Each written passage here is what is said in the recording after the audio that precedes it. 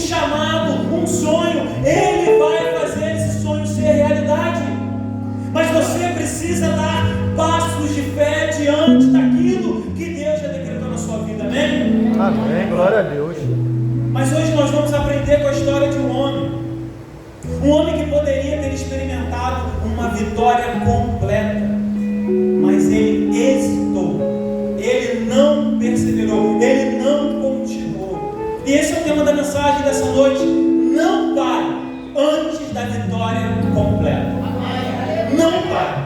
Quem aqui gosta de futebol, né, sabe que hoje em dia o futebol ele é tão intenso que o time pode estar ganhando aos 45 do segundo tempo. Se ele parar, ele toma um gol. Quantas vezes nós vimos isso no futebol? Um time que estava ali vencendo o jogo inteiro, mas no último minuto sofreu o gol, sofreu a derrota. E pode estar acontecendo isso com você. Está caminhando, está batendo, e aí a gente ouve na palavra de Deus: você vai bater, a porta vai abrir, mas aí a porta não abre. Você vai caminhar e o mar vai se abrir, o mar não abre. Porque nem sempre é assim, não é? Nem sempre é do jeito que a gente quer, nem sempre é do jeito que a gente lê na palavra. E eu não estou dizendo que ela não se cumpre, estou dizendo que às vezes nós precisamos discernir o que está acontecendo, discernir o ambiente espiritual que está acontecendo ao nosso redor, entender o que está acontecendo. E o que eu quero que saiamos desse lugar com uma mensagem no nosso coração, uma pergunta que você precisa responder: o que Deus espera de você quando Ele te chama para viver uma vitória? O que Deus espera de você quando Ele te chama para viver o extraordinário? Não pense que Deus não espera algo de você, meu querido, minha querida. Ele espera algo de você, Ele espera uma ação sua. É preciso tomar uma posição diante daquilo que Deus quer fazer, amém?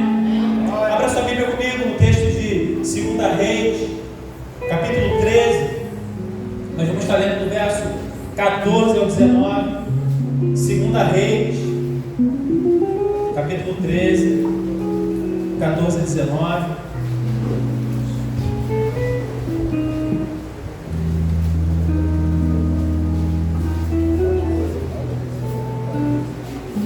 Segunda Reis, capítulo 13, 14 a 19.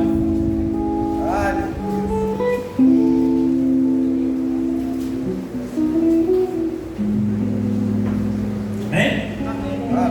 Amém. Eu vou estar lendo, a igreja toda pode estar acompanhando. O texto diz assim: ora, Eliseu estava sofrendo da doença da qual morreria. Então Jeoás, rei de Israel, foi visitá-lo. Curvado sobre ele, chorou, gritando: meu pai, tu és como os carros e os cavaleiros de Israel. E Eliseu lhe disse: traga um arco e algumas flechas. E ele assim fez. Pegue o arco em suas mãos, disse ao rei de Israel. Quando ele pegou, Eliseu pôs suas mãos sobre as mãos do rei e disse: abra a janela que dá para o leste e atire. E o rei o fez. E Eliseu declarou: esta é a flecha da vitória do Senhor, a flecha da vitória sobre a Síria. Você destruirá totalmente os arameus em Afec. Em seguida Eliseu mandou o rei pegar as flechas e golpear no chão. Ele golpeou o chão 3 vezes e parou. O homem de Deus ficou irado com ele e disse: você deveria ter golpeado o chão 5 ou 6 vezes. Assim iria derrotar a Síria e a destruiria completamente. Mas agora você a vencerá somente 3 vezes. Amém? Até aqui. Você pode se sentar no seu lugar. Nós temos aqui 2 personagens antagônicos nessa história. 2 personagens completamente diferentes um do outro. O primeiro deles é o rei Jeoás. O rei Jeoás era o rei de Israel, era o rei do Reino do Norte. Israel naquele tempo era dividido: Reino do Norte e Reino do Sul. No Reino do Norte, Jeoás reinava, e Jeoás reinou 16 anos. E a Bíblia vai dizer que ele fez o que o Senhor reprovava. em todo o seu reinado. Foi um reinado desastroso, o reinado de Jeoás. Ele não era fiel a Deus, nem em seu coração, nem em suas atitudes. E ele estava nesse momento vivendo um tempo de guerra com a Síria. A Síria até aqui era uma potência, tanto militar como social. E a Assíria, que era uma outra nação, estava invadindo a Síria. E ali, o poder da Síria estava começando a enfraquecer. Mas ela ainda estava em guerra com Israel. E Jeoás, então, enfrentava diversas batalhas contra a Síria. Mas tem outro personagem que é Eliseu, o profeta. Eliseu, ele era o grande profeta de Israel naqueles dias. Só que Eliseu estava velho. Eliseu estava doente. Eliseu estava à beira da morte. Eliseu, ele estava para partir, mas ele ainda era a autoridade de Deus em Israel.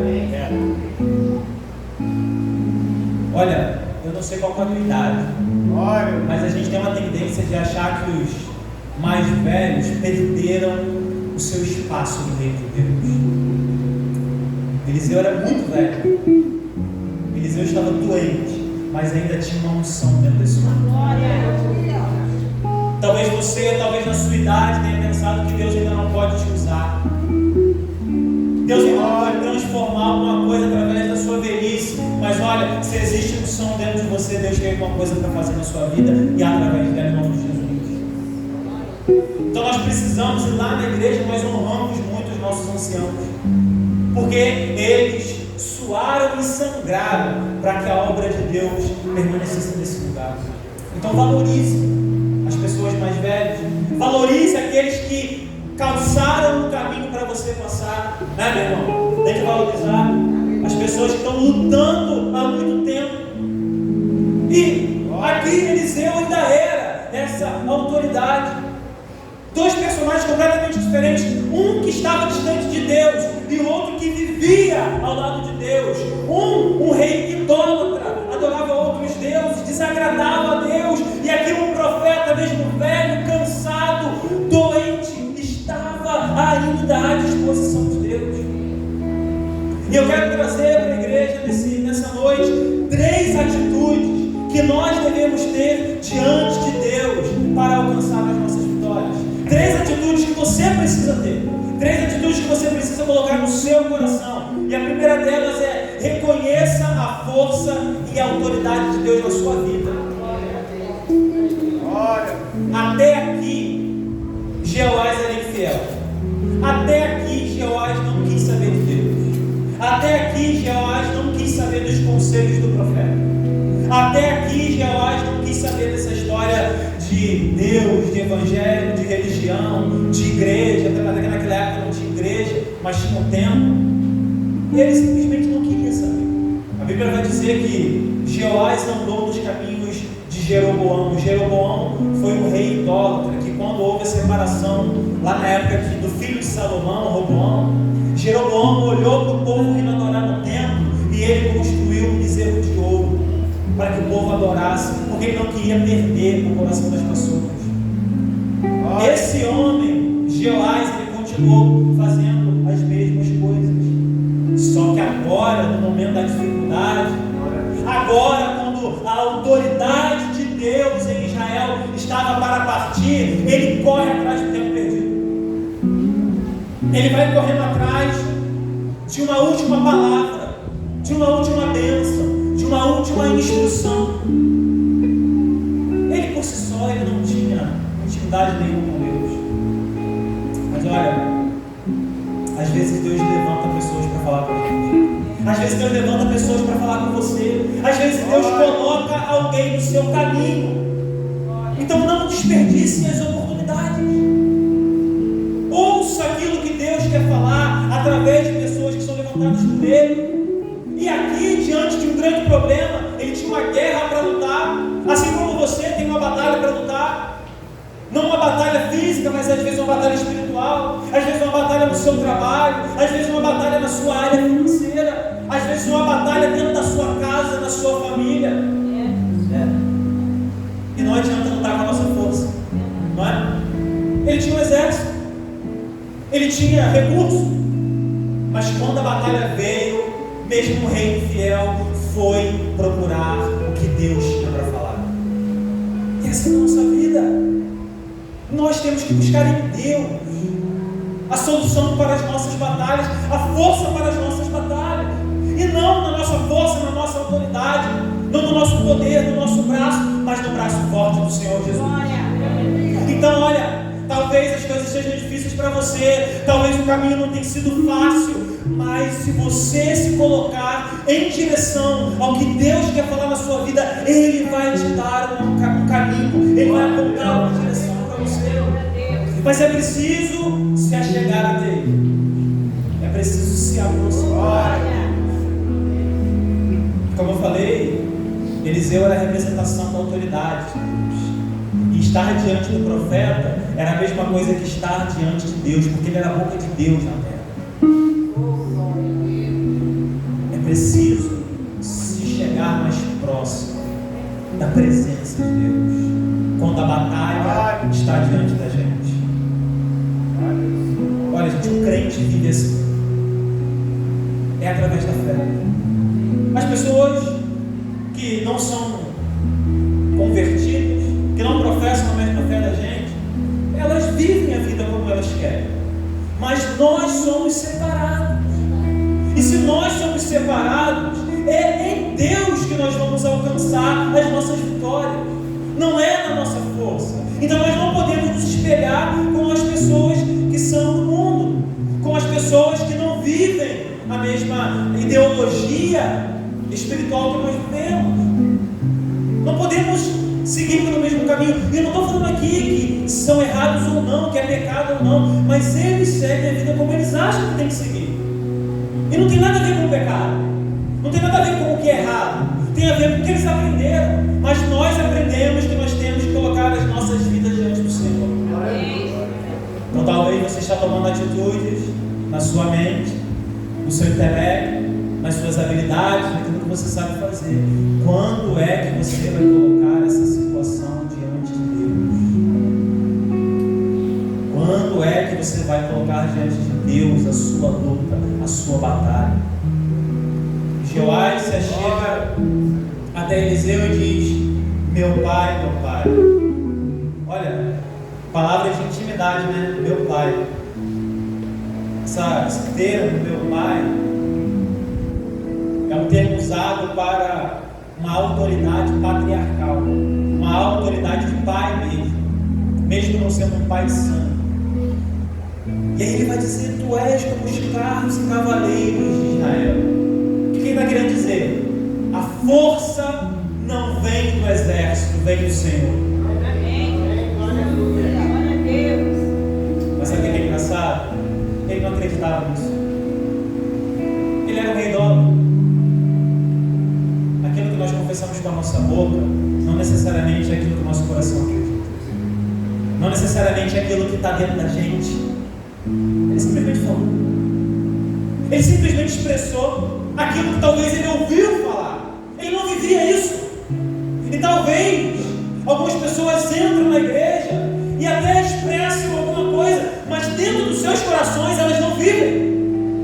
Não vivem porque não conhecem a Deus, não entendem as Escrituras, não vivem uma vida transformada, mas são levados para aquilo que aprenderam, de ouvir falar. É o que Jó declara no seu livro: antes eu te conhecia de ouvir falar, mas agora os meus olhos te veem. Porque Jó entendeu que no processo da batalha Deus estava com ele. E assim como eu e você, nós precisamos entender que no processo das nossas lutas, em algum momento nós veremos a Deus. Um pai amoroso, um pai que cuida, um pai que nos ajuda no momento da dificuldade. Essa é a vida do crente. Essa é a vida daquele que entende o valor que tem estar na presença de Deus. Verdade. Como eu disse, os profetas representavam a autoridade de Deus na terra. E esse termo, meu pai, o próprio Eliseu disse uma vez, quando Elias estava sendo elevado aos céus. Eliseu então disse: meu pai, carros e cavaleiros de Israel. da vida de Elias, ele ouve de Eliseu: meu pai, meu pai. No fim da vida de Eliseu, ele ouve Jeoás dizendo: meu pai, meu pai. Glória a Deus. Olha como as coisas se completam. Olha como as coisas vão se repetindo. Nada é por acaso nessa vida. Nada foge do controle de Deus. Nada foge do controle das mãos do Senhor. E aí ele vai dizer: tu és os carros e cavaleiros de Israel. O reconhecimento dessa força. Um rei igual. Não servia a Deus, mas no fim ele teve que declarar uma coisa: a força de Israel vem do Senhor. Glória a Deus. Olha, como a irmã falou, está lá atrás, Igreja Batista a gente estuda muito. Aqui eu sei que vocês também estudam muito. Glória a Deus. Todas as igrejas estudam muito. Mas nós também estudamos coisas que não são necessariamente extraídas da Bíblia. São questões técnicas. Alguém precisa entender de iluminação para colocar uma luz, de elétrica para colocar uma luz. Isso não tem nada a ver com a palavra de Deus. Mas se a gente não estuda, a gente bota fogo em tudo, né? E é assim na igreja. E a gente vai estudando, e a gente vai aprendendo.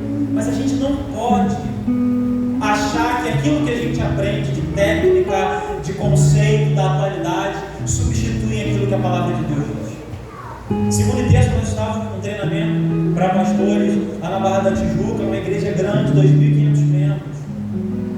Muita técnica, muita coisa nova, muita inovação, muita tecnologia, mas uma coisa eles não abriam mão: da palavra de Deus. Você pode aprender muita coisa com a vida. Você deve aprender muita coisa com a vida. Estude, faça especialização na sua área, faça um treinamento, uma capacitação, mas não deixe que a palavra deixe de nortear a sua vida. Não tome as verdades fora da palavra. Não tome as verdades fora do que a Bíblia diz. Pai, em nome de Jesus, vamos orar, porque é a segunda vez que o microfone para de funcionar. Talvez, quando acontece esse tipo de coisa, eu não sei se é natural, se é espiritual. Não sabendo, a gente vai orar, amém? Vamos orar. Feche seus olhos. Pai, em nome de Jesus, que a sua palavra, Senhor, seja interrompida, Senhor. Ó Deus, que Teu Espírito Santo fale essa noite, Pai. Que tudo aquilo que acontecer nesse lugar, que atrapalha a sua mensagem, chegar aos corações, caia por terra, em nome de Jesus. Porque nós estamos aqui, Senhor, convictos que o Senhor está falando, Pai. Que as tuas mãos sejam sobre essa igreja, em nome de Jesus, amém. Vamos lá.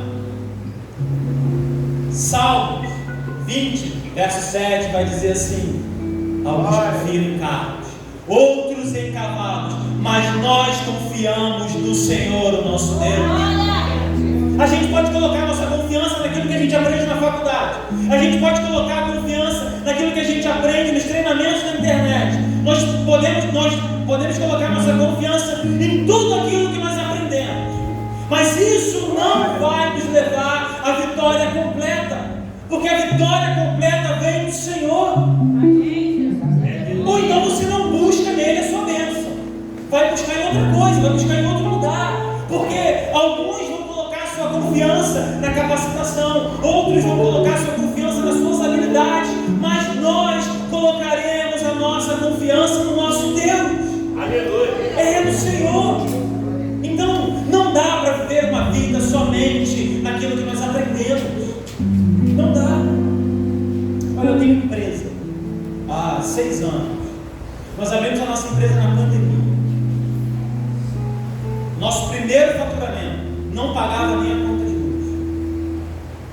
Mas nós tínhamos uma coisa no nosso coração: que Deus estaria à frente do nosso negócio. Olha, tudo que acontece na nossa empresa é sobrenatural. Às vezes a gente fala assim: nós vamos fechar esse contrato, e a gente vai e coloca isso diante de Deus. Meu sócio, ele não é crente. Ele vai à igreja de vez em quando, mas ele não é crente. Mas ele diz assim para mim: Renan, o Deus que eu creio, Ele vai abrir uma porta para a gente. E gente, acontece. Um cara que vai na igreja de vez em quando, dando um banho de fé muito grande. Ei, teu trabalho está difícil? Peça para Deus abrir uma porta para você. As coisas na sua casa estão complicadas, peça para Deus te ajudar. Mas não fique parado. Até o rei idólatra entendeu aonde ele tinha que procurar a solução. Até uma pessoa que não servia a Deus, ou vou traduzir, não era crente, entendeu que é ali que ele precisava, diante da presença. Alguém que vai à igreja de vez em quando já entendeu que é em Deus que nós devemos colocar nossa confiança, e não porque você que é crente há tanto tempo ainda hesita em colocar a sua vida nas mãos de Deus. É preciso olhar para Deus com a nossa força, e a pergunta é: de onde vem a sua proteção? Como o salmista diz, alguns colocam a sua proteção em carros, em cavalos, nas coisas desse mundo, mas aonde vai a sua? Aonde você tem colocado a sua confiança? Então pare de colocar a sua segurança, a segurança da sua vida e da sua família em coisas. Pare de colocar a sua segurança no dinheiro que você tem. Porque se estourar uma guerra hoje, o dinheiro vai embora. E aí, o que vai acontecer com você? Pare de colocar a sua confiança no seu trabalho. Porque se você não é o dono dele, em algum momento você pode ser demitido. Trabalhei 11 anos em um lugar, dei meu sangue para aquele lugar. Em um momento eu fui demitido. E aí? Seu patrão não vai pensar em você. A não ser que você tenha um patrão maravilhoso, que seja um anjo de Deus na tua vida. Mas ele não vai pensar em você quando ele tiver que demitir alguém. Ele não vai tirar do bolso dele para manter o seu. Olha. E você coloca sua confiança no seu trabalho, em algum momento você vai sair dele. Em algum momento você vai ser, entre aspas, descartado por alguém mais jovem, mais inteligente, mais capaz do que você. E aí você vai colocar sua confiança onde? Não coloque sua confiança em bens materiais. É maravilhoso a gente ter um celular, ter um carro, ter uma casa confortável. É maravilhoso, nós temos que buscar isso, meus irmãos. Essa história de que o crente tem que ser pobre, que o crente tem que viver na escassez, isso é besteira. Isso é besteira. O crente, ele tem que desfrutar de tudo que essa terra tem de bom. Agora, algumas pessoas são chamadas por Deus para abrir mão dessas coisas. São pessoas pontuais, assim como os apóstolos foram chamados para isso. Mas Davi foi um homem riquíssimo. E é um homem segundo o coração de Deus, não é?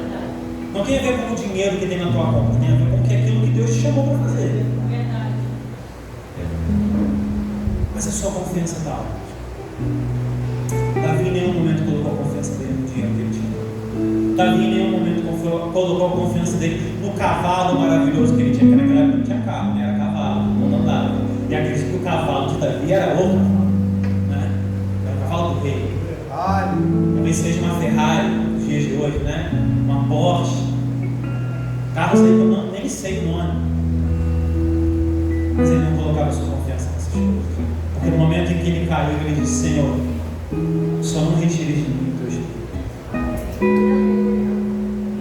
Onde você tem colocado a sua confiança? Reconheça a força e a autoridade de Deus na sua vida, em nome de Jesus, meu amado. Não coloque a sua confiança em coisas. Não coloque a sua confiança naquilo que você tem nas suas mãos, mas coloque a sua confiança em Deus. Segunda atitude é: obedeça corretamente a orientação de Deus. É preciso obedecer, mas corretamente. Porque obedecer pela metade não é obedecer, né? Obedecer pela metade é continuar na desobediência. Não existe citação na Bíblia de que Jeoás de Israel, que de Jeoás de Judá, buscou a orientação de Deus durante seu reinado fracassado. Não tem, somente aqui. O fracasso da nossa vida vem quando nós tomamos atitudes sem a orientação de Deus. Já perguntou a Deus se Ele quer que você case com essa pessoa? Eu não creio que Deus escolhe nosso cônjuge, mas eu creio que Ele abençoa ou não. Já perguntou para Deus? Já perguntou para Deus se Ele quer que você namore essa pessoa? Já perguntou para Deus se Ele quer que você siga nessa profissão? Já perguntou para Deus se Ele quer que você compre essa casa, que você compre esse carro, que você compre essa bicicleta, que você compre aquele eletrodoméstico? Esses dias lá em casa a gente comprou uma televisão. Uma televisão pequenininha, desde que ganhou na época do casamento. As pessoas iam lá em casa e tinha que ficar perto da televisão para poder enxergar a televisão. Só que a gente não assiste televisão. Raramente a gente assiste televisão. Só que aí veio o nosso filho, ele queria assistir os desenhos, e a nossa televisão é muito pequenininha. E aí, de repente, ele viu uma promoção na internet, falou, não vou comprar a televisão. Eu falei, compra. Ela, comprei a televisão. Na hora eu lembrei, meu Deus, morreu. Meu pai. Televisão cara, parcelando milhões de vezes. Na hora eu pedi perdão a Deus, falei, Senhor, parece coisa boba, gente, mas não. Falei, Senhor, me perdoa, porque eu não pedi a sua permissão para comprar essa televisão. Eu nem sei se o Senhor quer que tenha uma televisão assim. Graças a Deus me perdoou, porque até agora não veio nenhum problema, né? Olha. Mas até nas pequenas coisas, gente. Sabe por quê? Você não ora para sair de casa? Por que você ora? Se você já sabe o caminho, se você já pega o mesmo ônibus ou vai com o mesmo carro, por que você ora? Não, eu tenho que orar, porque pode acontecer alguma coisa comigo no meio do caminho. Pode acontecer alguma coisa com você quando você comprar algo que Deus não quer que você compre. Porque talvez isso vai afetar a sua vida financeira. Talvez isso vai afetar a sua vida dentro de casa. Talvez isso vai trazer um problema para você. Não que o bem material é um problema, mas talvez naquele momento para você não é o ideal. Está entendendo? Amém. Então ore. Pergunte a Deus. Até aqui ele não perguntou. Mas aí quando ele descobriu que o profeta ia morrer, ele foi correndo desesperado. E aí diante da presença de Deus, da presença ali do profeta, ele começa a receber o direcionamento. E é isso aqui, rasga com aquilo que a gente acha de igreja. Porque a gente acha que Deus só fala com as pessoas que são extremamente fiéis a Ele, não é? A gente não acha isso? Não, Deus só fala com o irmão Mário. Glória. Deus falou com uma pessoa que não adorava Ele. Sabe por quê? Deus fala com quem Ele quer. Deus usa quem Ele quer.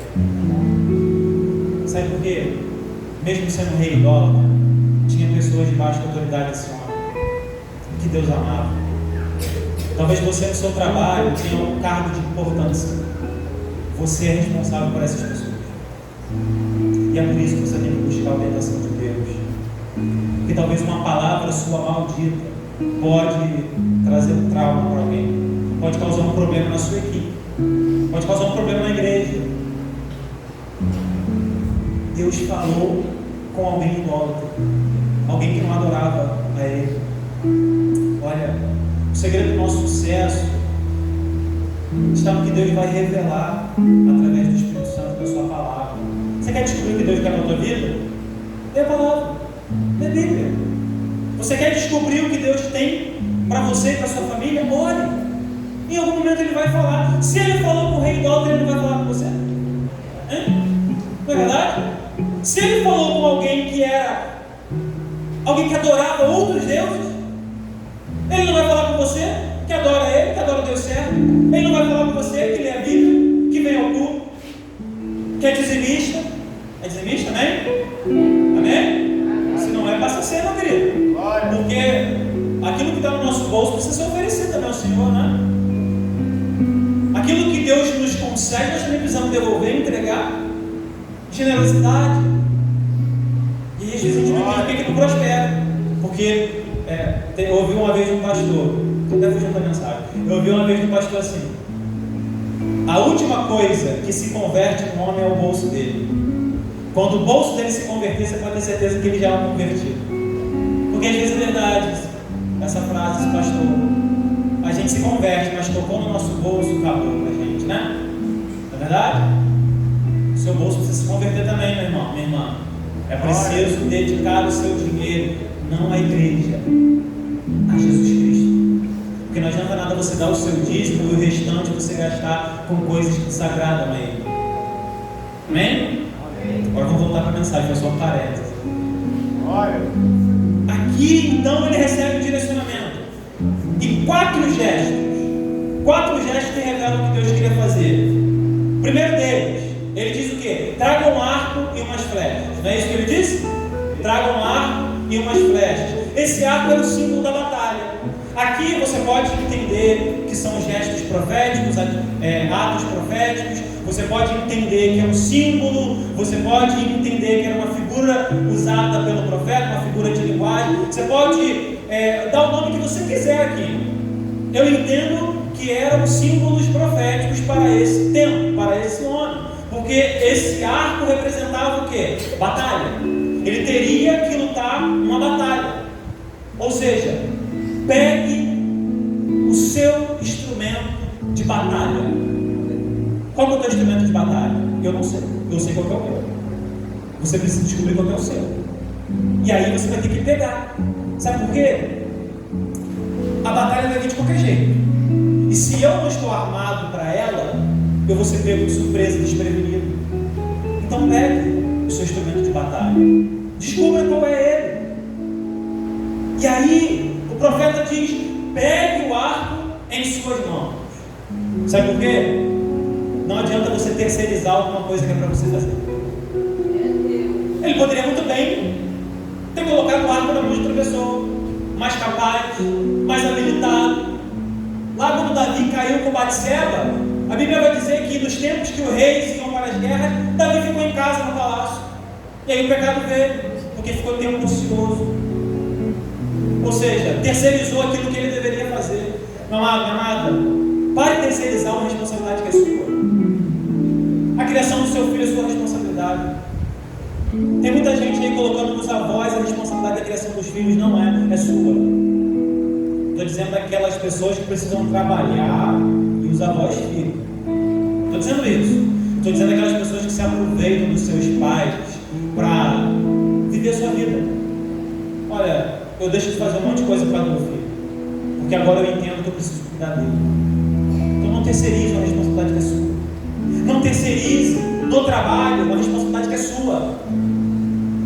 Porque quando der errado, quem vai ser cobrado vai ser você. Não terceirize na igreja uma responsabilidade que é sua. Porque não é irmão Mário que vai te cobrar, é Deus que vai te cobrar.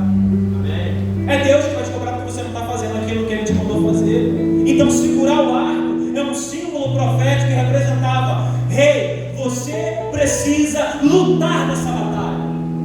E é Deus falando para você: olha aqui para mim, pegue o arco, porque você é que vai lutar. Não espere outro, não espere alguém resolver o teu problema, não espere alguém trazer a solução para você. É você que vai ter que resolver esse negócio. É você que vai ter que resolver essa situação. É você que vai ter que lutar essa batalha. Não ache que alguém vai lutar por você. É você. Sabe quando a gente é criança e aí a gente é fraquinho, e aí quando a gente aprende na escola a gente vai chamar o irmão mais velho ou o amigo que é mais forte? Não tem essa aqui não, gente. É para você pegar o arco. É para você segurar na sua mão. E aí um outro símbolo profético é: abra a janela que dá para o leste. Ou outra versão vai dizer: abra a janela que dá para a Síria. Deus foi específico. Essa é a direção que você tem que ir. E ele diz: atire a flecha na direção que vai para a Síria. Ou seja, era Deus dizendo para ele: ó, não desvia do teu propósito, não desvia o foco. Talvez ele poderia pensar assim: vou atacar aqui um povo que é mais fraco para a gente esquentar o exército. Não, é esse lugar que você tem que ir. E aí o que eu aprendo? Porque a gente tem que contextualizar a Bíblia para os nossos dias. Eu não sou rei, você não é rei, mas a gente tira o ensinamento para a nossa vida, não é? Amém? Amém. Glória a Deus. O ensinamento é esse: foque os seus objetivos aonde Deus te apontar o caminho. E não pare até que aquilo se cumpra. Às vezes a gente perde muito tempo atirando flecha para tudo quanto é lado. Sabe aquela pessoa que tenta tudo na vida e nada dá certo? Porque ela saiu atirando um monte de flecha. Ela não deu tempo, ela não esperou o tempo necessário para a coisa acontecer. Atire a sua flecha na direção certa, irmão. Pare de gastar tempo em coisas que Deus não mandou você fazer. Pare de fazer coisas que Deus não colocou no teu coração. Só porque está todo mundo fazendo, você tem que fazer. E aí vem o último símbolo que eu acho que é o mais forte. O texto vai dizer que Eliseu pegou as suas mãos e segurou as mãos do rei. Olha, isso aqui é muito forte. O que Eliseu era? Representação de Deus na terra. Não é isso que eu falei? É bom? E quando ele segura as mãos do rei naquele arco, era Deus dizendo assim: eu estou segurando as tuas mãos. Meu amado, é para você lutar, mas é Deus que está sustentando a sua mão. É para você continuar na batalha, mas a força não está no seu braço que está segurando o arco, mas está nos braços de Deus que está segurando as suas mãos. Então a batalha está difícil, é porque você está segurando com a tua força. A batalha está pesada, é porque você não está deixando Deus colocar as mãos no arco da sua vida. Então deixe Deus segurar, porque todo o peso será colocado nele, todo o peso estará nas mãos de Deus. Era Eliseu, o profeta, dizendo para aquele homem: olha, Deus, o Senhor, estou segurando as suas mãos e você será vitorioso. Aleluia! E é Deus falando para você essa noite: eu estou segurando o arco da sua vida, eu estou segurando o seu problema, a sua dificuldade, eu estou segurando o propósito da sua vida. Sou eu que estou segurando a sua família, sou eu que estou segurando a sua vida financeira, sou eu que estou segurando o seu trabalho. Então não coloque as suas forças nisso, mas deixe que eu segure, deixe que Deus segure as suas mãos. Pare de lutar com as suas forças, deixa Deus agir na tua vida em nome de Jesus.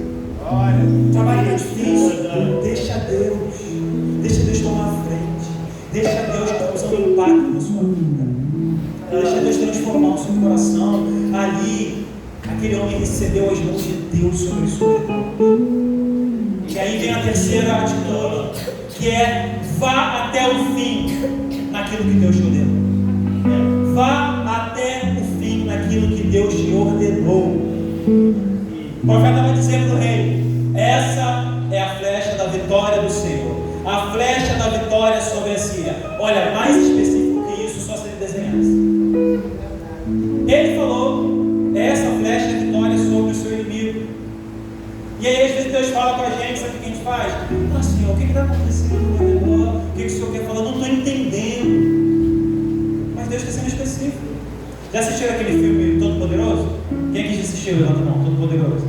Sabe quando ele está pedindo um sinal para Deus? Acho que é Todo Poderoso. Aí tem um monte de sinal, tem até o outdoor luminoso. E ele está procurando: Senhor, fala comigo. Existe um outdoor luminoso diante de você, irmão. Quando foi a última vez que você abriu sua Bíblia? Quando foi a última vez que você se dedicou a entender o que Deus tem para falar para você nessa escritura? Mas Deus não fala comigo, mas você não lê. Lê a Bíblia. Deus fala com você. Ore. Deus fala com você na oração. Aqui Deus já teria decretado: olha, essa é a flecha da vitória. A vitória estava onde sendo representada? Na flecha. É importante você entender isso. Aquelas flechas eram uma vitória. E aí ele joga a flecha.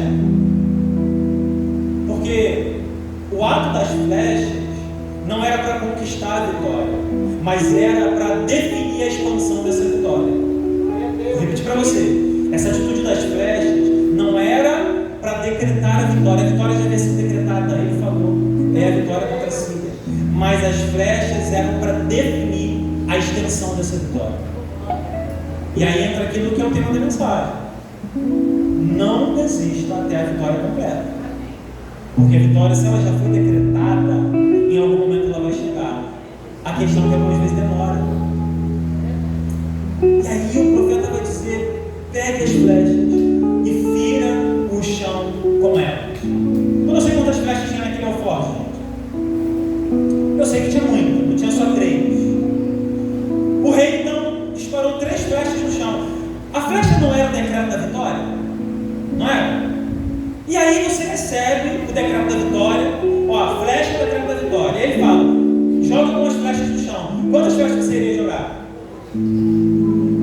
Eu ia jogar tudo. Eu ia jogar flecha, eu ia jogar arco. Se bobear, eu ia pegar o profeta e ia jogar pela janela também. Porque tudo que tivesse na minha frente eu ia jogar, porque era vitória. Não é? Aí o rei, displicente, uma atitude descuidada, para alguém que tinha uma promessa, ele joga 3 flechas. 3 flechas. Quando Deus fala, nós não podemos responder pela metade. As promessas divinas, elas exigem perseverança diante daquilo que Deus está prestes a realizar. É quando Deus fala assim: anda mais uma milha, caminha mais um pouco, não desiste daquela pessoa. Por que você parou de orar por aquela pessoa que você está orando As flechas acabaram? Por que você parou de insistir com aquela pessoa? Suas flechas acabaram? Você só tinha 3 flechas? Por que você desistiu daquela faculdade? As flechas acabaram? Por que você desistiu daquele sonho? As flechas acabaram? Por que você desistiu de abrir um negócio para você? As flechas acabaram? Por que você desistiu daquele ministério? As flechas acabaram? E aí a gente vê a resposta no verso 19. Já estou terminando. Deixa eu dizer que Eliseu se irrita com a atitude do rei. E a gente tem que se perguntar por quê. Ele vai dizer que se você tivesse jogado umas 5 ou 6 flechas, você destruiria a Síria completamente. Mas por ter jogado só 3, você só terá 3 vitórias contra a Síria. O texto vai continuar caminhando. E lá na frente, ele vai dizer que Israel havia lutado contra a Síria. E aí lá no verso 25, vai dizer assim no final: 3 vezes Jeoás venceu a Síria, e assim reconquistou aquelas cidades. Quantas vitórias ele teve?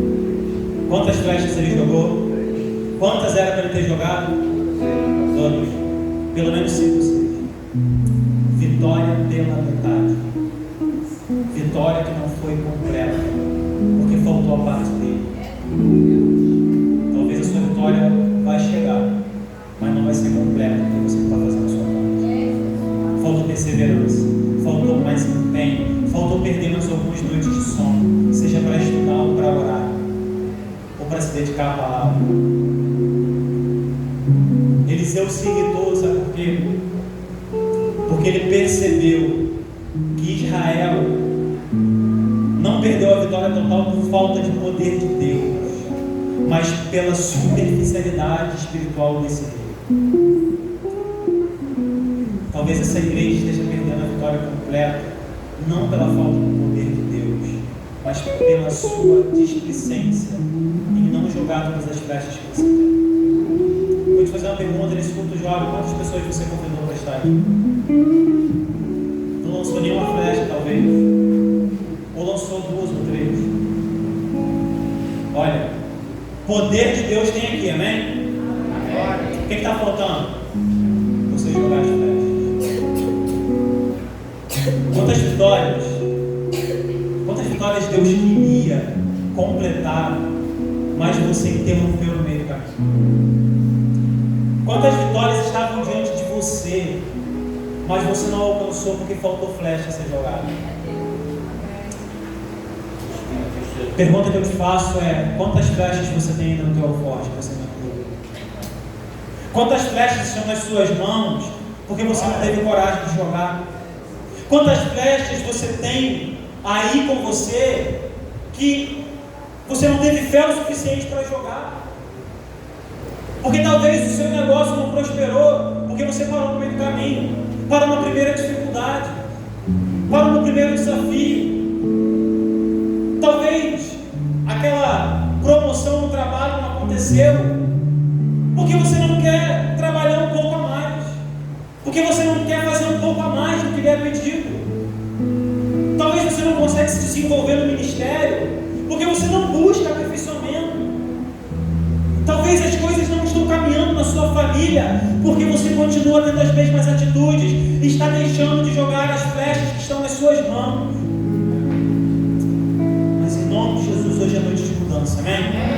Em nome de Jesus, hoje é noite de dar esse passo em direção à fé que Deus colocou no seu coração, esse passo em direção àquilo que Deus quer para a sua vida. Existem flechas nas suas mãos que ainda não foram jogadas, ainda não foram lançadas, mas hoje você precisa firmar um propósito de jogar todas as flechas que estão na sua mão, todas elas. É preciso jogar elas para que você alcance a vitória que você tanto espera, em nome de Jesus.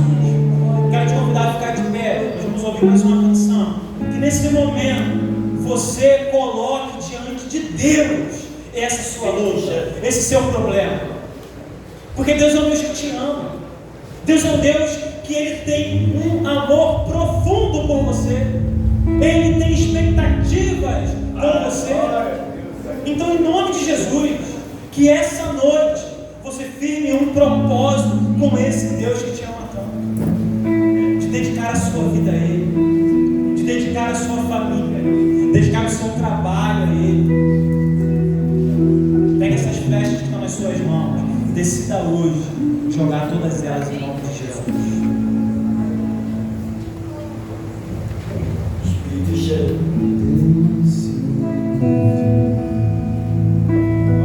O seu amor é como um furacão, e eu me envolvo de sua misericórdia.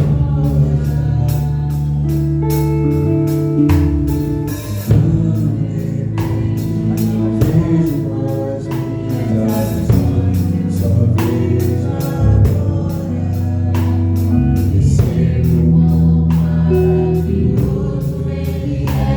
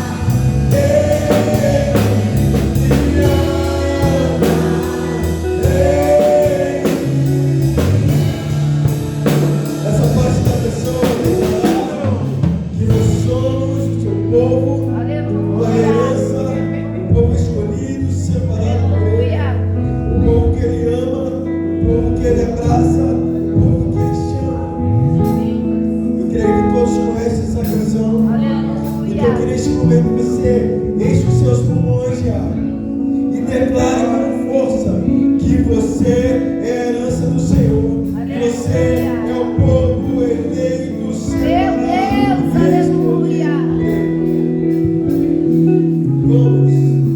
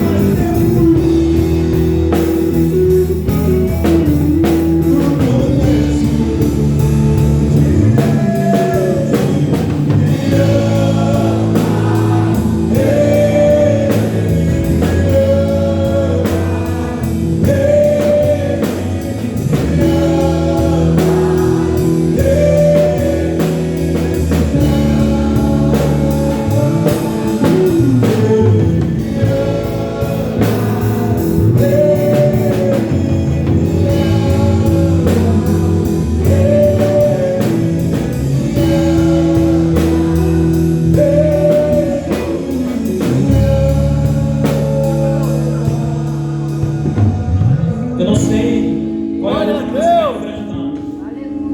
Mas assim como houve um ato profético, jogar aquelas flechas, talvez você precise tomar uma posição diante de Deus. E se existe alguma flecha que na sua vida você ainda não jogou, eu quero te convidar a vir aqui à frente. Nós vamos orar pela sua vida, para que você tenha coragem de jogar essas flechas de cada forma. Não sei qual que é a sua dificuldade, não sei qual é a flecha que você não jogou, mas eu quero te convidar a sair do seu lugar, vir aqui à frente, eu quero orar pela sua vida, para que você tenha coragem, em nome de Jesus, de jogar essa flecha que ainda falta. Jogar essa flecha que ainda está faltando na sua família. Talvez aquela pessoa que ainda não se converteu na sua casa. Talvez aquela faculdade que você ainda não fez. Talvez aquele emprego que você ainda não se dedicou para prosperar nele. Talvez aquele perdão que você ainda não liberou. Em nome de Jesus, vem aqui à frente com um ato de fé. Coloque as suas flechas diante do Senhor. Porque assim como houve uma ação profética de Eliseu com aquele rei, essa sua atitude é uma ação sua diante de Deus. Eu vou jogar todas as flechas que eu tiver nas minhas mãos. Glória a Em nome de Deus! Jesus.